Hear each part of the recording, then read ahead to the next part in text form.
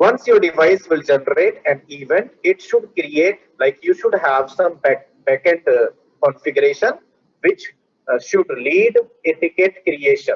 Like ticket should be created automatically upon receiving that event of exceeding the maximum connection limit on the virtual server. So you can automate your network in that way. Okay. So as soon as ticket will be generated, all of the network engineer, right, will come to know that okay, there is a ticket in queue and that is generated by this device because of the maximum connection limit for the virtual server has been exhausted.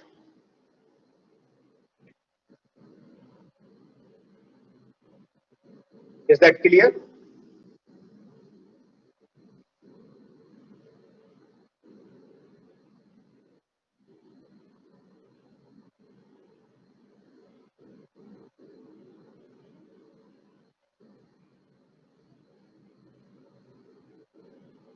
Okay.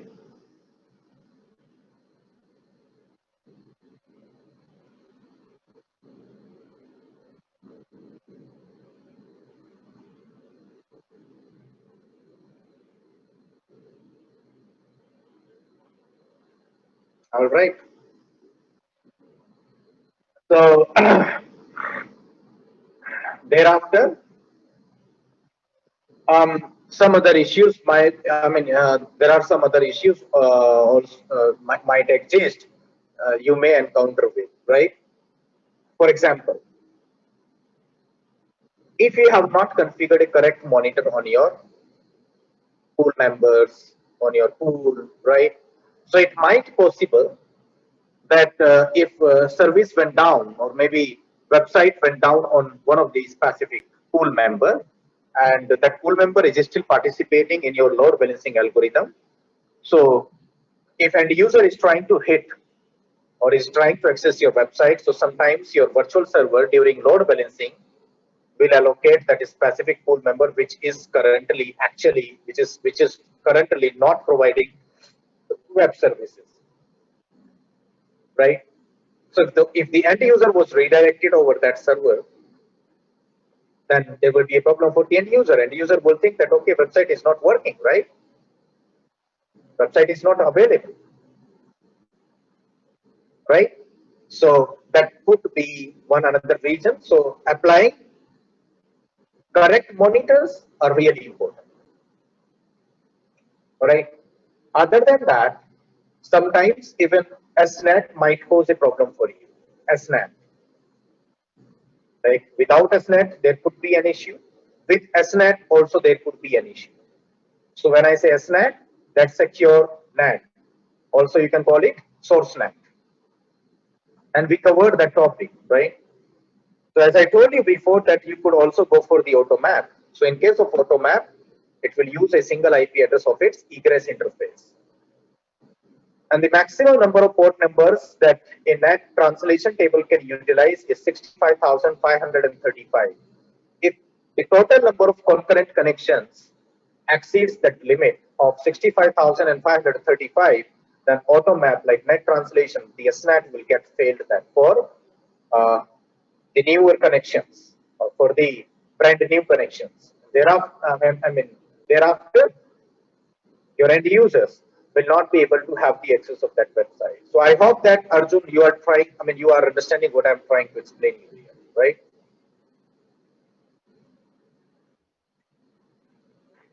Other than that, um, sometimes you might get issues with the HA, high availability. Maybe your HA didn't work properly when your active unit went down, or it took so long time. So you will have to see whether your HA is working properly or not, right? But yes, there could be an issue related to HA as well, right? So that's how you will be performing your troubleshooting. I have just given you an overview around the troubleshooting only, right? So that's that piece. And there is one book, a student guide, that I have already shared with you related to the troubleshooting. I hope that I have already shared that with you. Let me just see if you have that, right? 301B. So this is all about maintaining and troubleshooting. You can read this book. It has a lot of theory and a lot of use cases where you might get an issues with your ongoing services, right? So like what could be an issue due to profile setting behavior, right? TCP profile, of course, using, I mean, buffer size can, you know, defining buffer settings could create some issues for you. Same ideal timeout, you could change that using the I rules, right? So you can see ideal timeout is 600 seconds, 600, and sometimes it is 3600 seconds as well, right? So that's based on the port number, right? So you can see for 22, it's 600. For port 23, it's 600. For 3389, it's 3600 seconds. That's what you could do. And the default ideal timeout is 120 seconds. So even you could modify the ideal timeout for your TCP connections. For different services, you could have the different ideal timeouts for TCP, right? So this is how you could also look for the total connections, right, for a particular client, and that's how you would get that information onto your big IP. Determining determine the effect of TCP UDP profile interaction with other profile like OneConnect, HTTP. So I told you already that like TCP profile, HTTP profile, right? They have dependencies. HTTP, FTP cannot coexist. But you should be aware that what's the meaning of OneConnect? What's the issue if you can have OneConnect and SNATs both enabled? What is content switching? HTTP considerations like HTTP 1.1 request, 1.0 request. Where should you use the OneConnect? So it should be used with 1.0, not with 1.1. Like 1.1 doesn't need that, but 1.0 would require the OneConnect profile to be associated with the virtual server, right? So you can just read it and you will get to know, you will understand that why is it needed, right? Also recommendations are given there. The HTTP profile, TCP plus HTTP. So like they are talking about the profiles here in this troubleshooting guide, right? Determine the appropriate settings to use based on the given application behavior, right? Like what profile, which profiles you should utilize, right? Uh, Based on given application behavior, right? So that's what they have provided or they have in this book. So if I have already shared it with you, this troubleshooting guide, do let me know. If not, also let me know. I'll go ahead and will share it.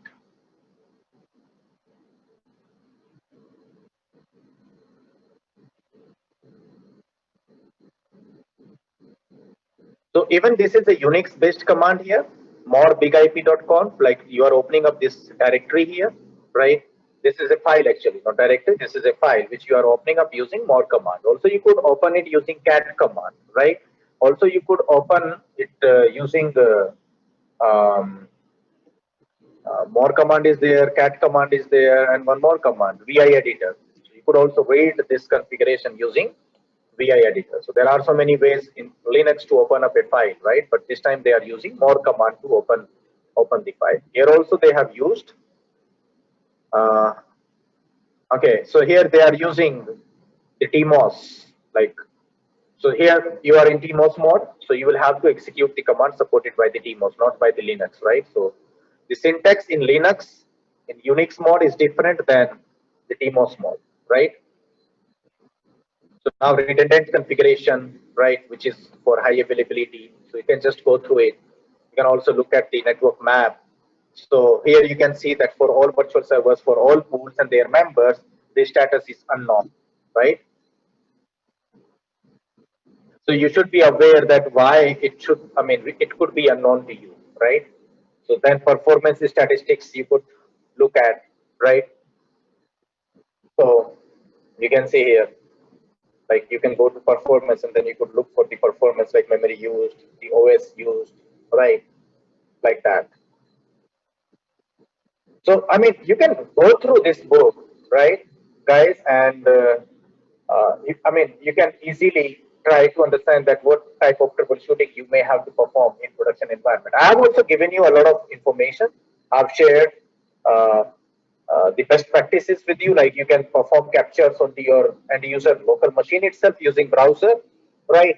Like you can perform captures onto browser itself. Thereafter, you can also perform the capturing onto your big IP.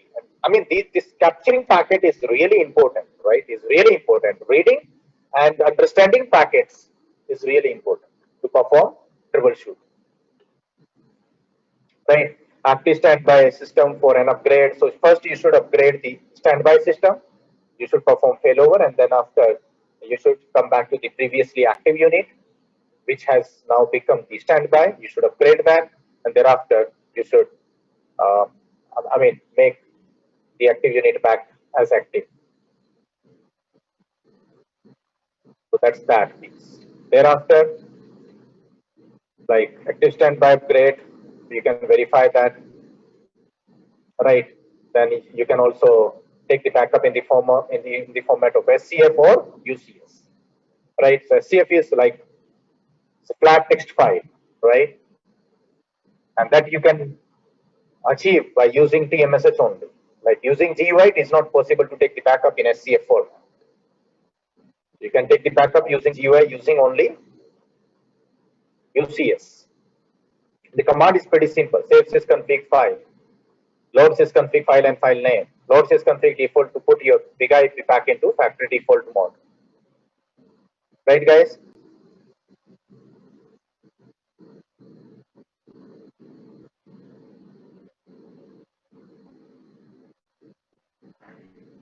Then UCS user configuration sets, right? So you know very well that how to do so, right? And thereafter, consideration for restoring configuration data, right? So you can just go through that. Right, guys, so you can read it now. You know every component of the big IP supported by the big IP LTM, right? LTM feature. So you can easily understand all of the information which is given over here, right? So you should read this book at least once, right, before attempting an interview. You will get a lot, right, guys? Then this is describe the benefits of custom alerting within an LTM, right? So as I told you, like alerting capabilities and so forth, right? You can go for that, right? And you should have syslog, you should have SNMP, like that, right? And thereafter,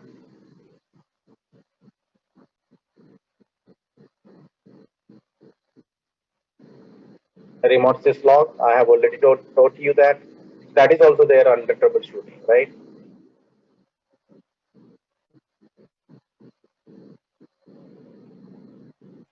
Local traffic logging, you know very well, the logging levels, emergency alert critical, like that. Debug is last one, so it should be from 0 to 7, 0, 1, 2, 3, 4, 5, 6, 7, right? Those are severity levels. You can see which log message comes in which category,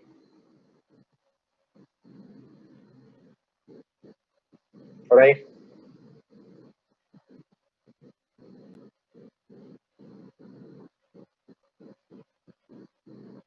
We enabled logging using iRules, using the, remember that we also created some sort of access lists like traffic rules, right? So using traffic rules also you can enable logging for the traffic received by your big IP. Using iRules also, I have done that for you.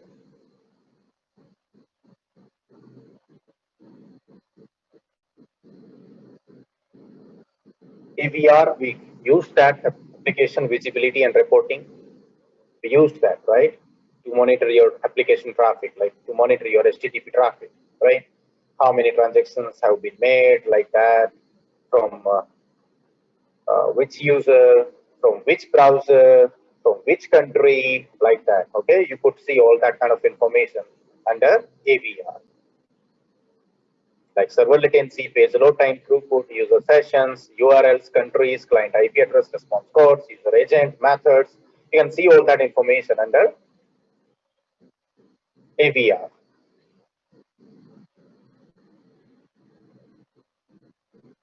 right? In investigating the server latency of applications, you can also investigate that, right?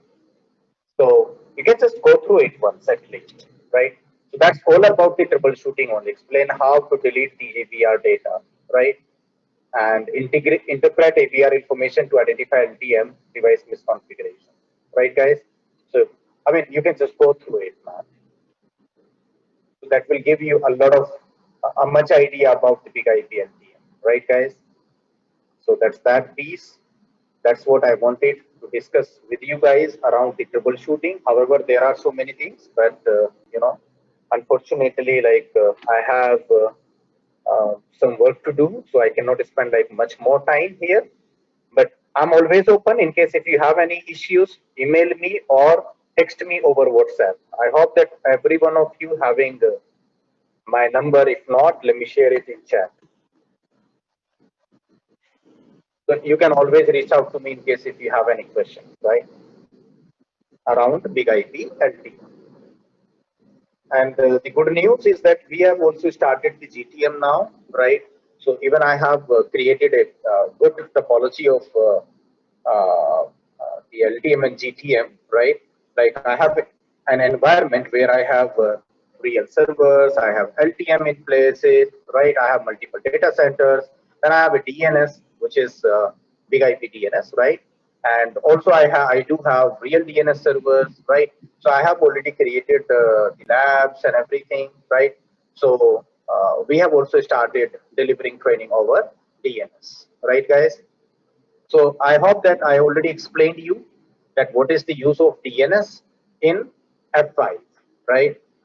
So that I hope I have already discussed it with you. Okay, guys. So as of now, that's fine from I mean that's it from my side. In case if you still have any questions, you can go ahead and ask me those. If not now, later on, if you get any question, please drop me an email or maybe you can reach out or you can text me over the WhatsApp. As soon as I get some time, I'll respond to you back. Right, guys? So just do let me know in case if some help is needed from my side. Arjun, Praveen, if you have any questions, Rahul, go ahead and ask.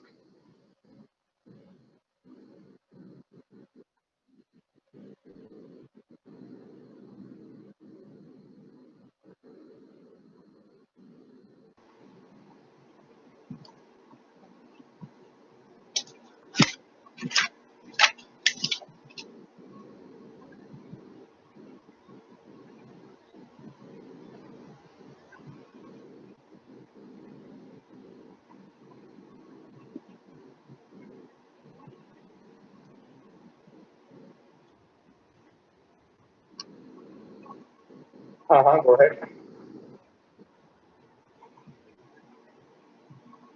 What I will be sharing? Sorry.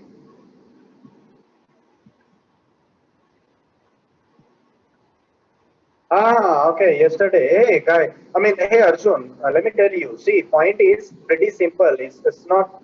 Um, Let me tell you one thing. You have pretty good opportunity to work with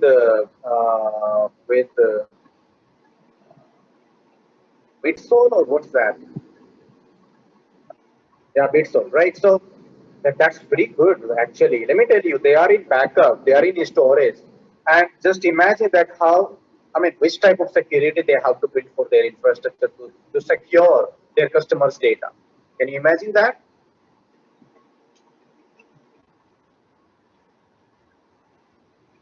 That's what I'm telling you. Not only firewalls, there will be so many things related to security, right? Not only firewalls. Firewalls must be there, IPS must be there. Then, a lot of things should be there in place as long as security is a concern because they are the storage company, right? So they are storing, like, if I want to buy some storage onto their cloud, I can go ahead and buy the cloud, right? I can store my data onto their cloud, right? So they have to have secured the data,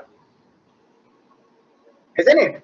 So that's pretty sure. I mean, that's I'm 100% sure that they are having pretty good equipment within their infrastructure, but that's only for internal, not for like they're not any network product based company, right? So they're not selling their network services to somebody else, right? So they are hiring to support their internal network only because they have a huge network because they are into backups and storage, right? So that's pretty good.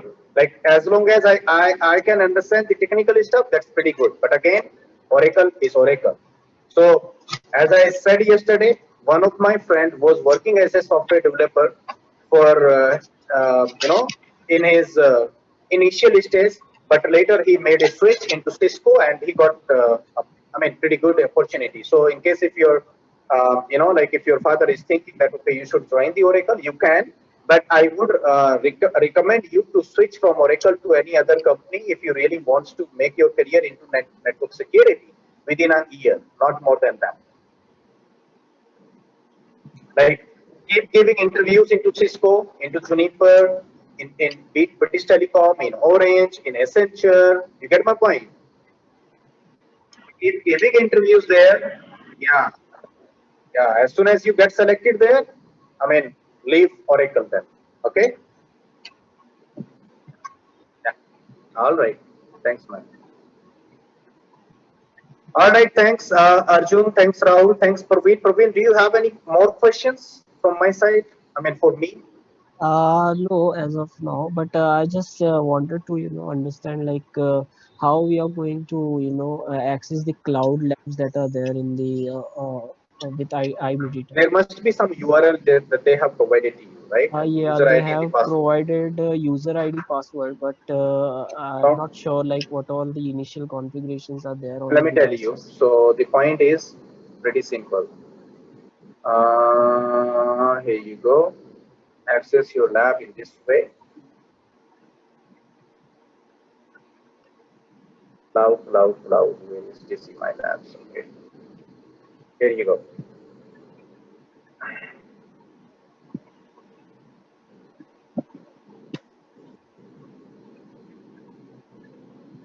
Sign in.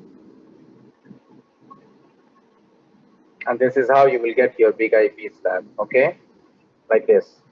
So in case if you land here, you will not land directly to this topology. You will land it. You will be landing on this page, right?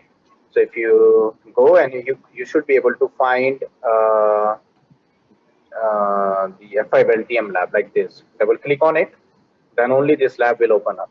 Once this lab is open up, thereafter you can see that this topology is already in place and you have a client machine, you have internet user, you have DC edge router, you have two different big IPs, and then you can assign IP addresses as per your own. Okay, Okay, okay, and you have management PC as well, right? So you have to assign management IPs to this PC, to your big IPs by your own. Okay, okay, and then you will get the keys, right? The registration keys over an email. Using those keys, you can go ahead and you can just install the license onto these two big IPs in your topology because that's something that you will have to do by your own. Okay, okay, but you will get an access to these big IPs using this management piece. That's why this management piece is there. Okay, the IP okay. addresses, whatever you want, you can go ahead, right, and you can utilize that. The VLAN IDs, I mean, you can use the same diagram that I used, right, in our Mm-hmm. lab, and this is actually same, right? It's a same diagram. Yeah, That's how you're gonna have the access to this topology. All right, guys. Then, in case if you have any difficulty in accessing labs or maybe performing some lab, do also let me know. I can arrange someone for you to help you out doing practicals, right? And yeah, that's it. And have a good rest of the day and bye for now, right? yeah. Thank you. Okay, Thank sir. Bye bye. you. Thank Bye. you.